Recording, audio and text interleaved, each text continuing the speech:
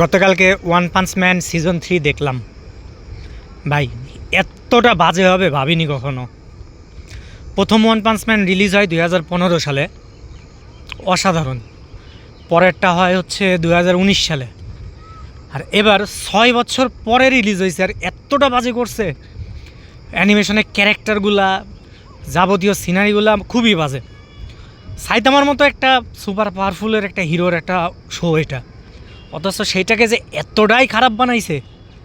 এ পর্যন্ত 8টা পর্ব রিলিজ হয়েছে, তার ভিতরে একমাত্র 8 নাম্বার পর্বটা ছাড়া কোনো পর্বই ভালো হয় নাই।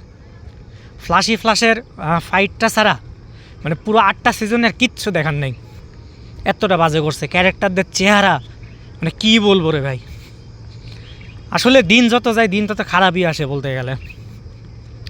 যে অবস্থা, কেউ যদি দেখেন কি আর বলবো, জনগণের আবেগ নিয়ে খেলা করছে তারা।